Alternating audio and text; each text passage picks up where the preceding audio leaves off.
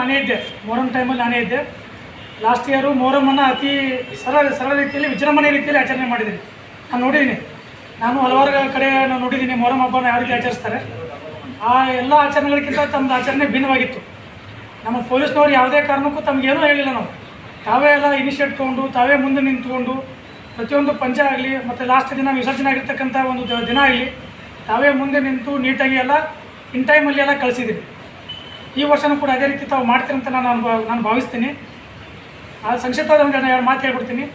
ಒಂದು, ಈ ಮೊಮಿನ್ ಗಲ್ಲಿ ಮತ್ತು ಖಾಟಿಕ್ ಗಲ್ಲಿ ಎರಡು ಕಡೆ ಏನು ಪಂಜಾಬ್ ಕೂಡಿಸ್ತೀರಿ, ಎರಡು ಕಡೆ ಏನು ಮಾಡ್ತಾರೆ, ಯುವಕರು ಏನು ಮಾಡ್ತಾರೆ, ಅಲ್ಲಿ ಅಗ್ನಿ ನಾವೇನಂತೀವಿ ಅಗ್ನಿ ಕಿಚ್ಚು ಆಯ್ತಿರಲಿಲ್ಲ ನೀವು, ಆ ಕಿಚ್ಚನ್ನು ಮ್ಯಾಲೆ ತೂರ್ತಾರೆ. ಲಾಸ್ಟ್ ಟೈಮ್ ನಾವು ಇನ್ಸ್ಟ್ರಕ್ಷನ್ ಕೊಟ್ಟಿದ್ದೀವಿ, ಈ ಸರಿನೂ ಕೊಡ್ತಾ ಇದ್ದೀನಿ. ಆ ಕಿಚ್ಚನ್ನು ಯಾರು ಕೂಡ ನೀವು ನಮ್ಮ ಸಂಪ್ರದಾಯ ಪ್ರಕಾರ ಅಲ್ಲಿ ಹಾಯಬೇಕು, ಹಾಯಿರಿ.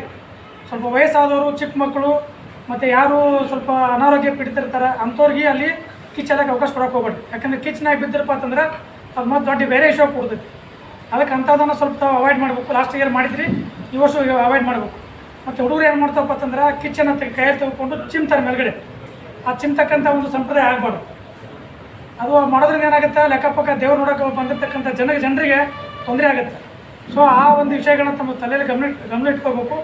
ಯಾವುದೇ ಕಾರಣಕ್ಕೂ ಈ ಎರಡು ಅಂಶಗಳು ಆಗಬಾರ್ದು.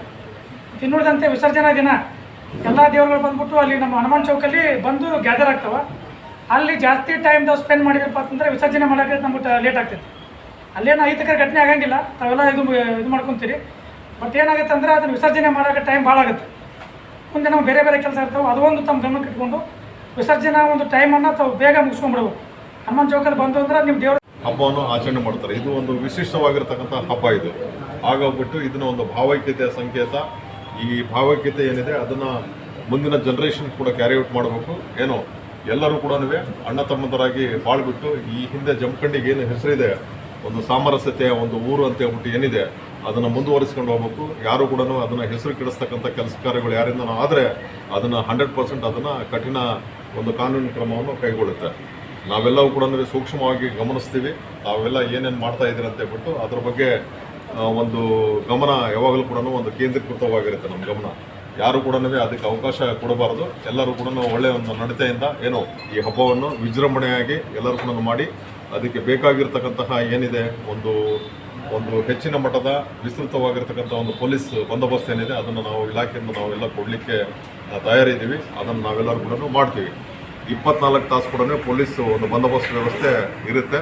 ನಾವ್ಯಾರು ಕೂಡ ಭಯ ಪಡ್ತಕ್ಕಂಥ ಅಗತ್ಯತೆ ಏನಿಲ್ಲ. ಎಲ್ಲರೂ ಕೂಡ ಹಬ್ಬದಲ್ಲಿ ಹೆಚ್ಚಿನ ಸಂಖ್ಯೆಯಲ್ಲಿ ಪಾಲ್ಗೊಂಡ್ಬಿಟ್ಟು ಈ ಒಂದು ಹಬ್ಬವನ್ನು ಯಶಸ್ವಿಗೊಳಿಸಬೇಕು. ಶಾಂತ ರೀತಿಯಿಂದ ಸಾರ್ವಜನಿಕರು ತಾವೆಲ್ಲರೂ ಕೂಡ ಅದನ್ನು ಮಾಡಿಕೊಡಬೇಕು ಅಂತ ಹೇಳ್ಬಿಟ್ಟು ಹೇಳ್ತಾ ಈ ಸಂದರ್ಭದಲ್ಲಿ ಯಾವಾಗಲೂ ಸಹ ಜಮಖಂಡಿ ಮಹಾನಗರದಲ್ಲಿ ಗಣಪತಿ ಉತ್ಸವ ಆಗಿರ್ಬೋದು, ಅದರೊಂದಿಗೆ ದೀಪಾವಳಿ ಆಗಿರ್ಬೋದು, ಮೊಹರಂ ಆಗಿರ್ಬೋದು, ಬಕ್ರೀದ್ ಆಗಿರ್ಬೋದು, ಹಿಂದೂ ಮುಸ್ಲಿಮರುಗಳು ಆಚರಣೆ ಮಾಡ್ತಕ್ಕಂಥ ಹಬ್ಬಗಳು ಒಂದು ದಿವಸನೂ ಸಹ ಕೋಮುಗಲಭೆಗಳಾಗಿರ್ತಕ್ಕಂಥ ಉದಾಹರಣೆಗಳು ನಾವು ಜಮಖಂಡಿಯಲ್ಲಿ ಕಂಡಿಲ್ಲ. ಎಲ್ಲೋ ಒಂದು ಕಡೆ ಸಣ್ಣ ಪ್ರಮಾಣದಲ್ಲಿ ಆದರೂ ಸಹ ಅವ್ರ ಹಿರಿಯರು ಅವ್ರಿಗೆ ಬುದ್ಧಿ ಮಾತೇಳಿ, ನಮ್ಮ ಹಿರಿಯರು ಅವ್ರಿಗೆ ಬುದ್ಧಿ ಮಾತೇಳಿ ಅವುಗಳನ್ನು ಅಲ್ಲಿಂದಲೇ ಮಟಕಗೊಳಿಸಿ ಬಗೆಹರಿಸ್ತಕ್ಕಂಥ ವಾಡಿಕೆ ಅದ.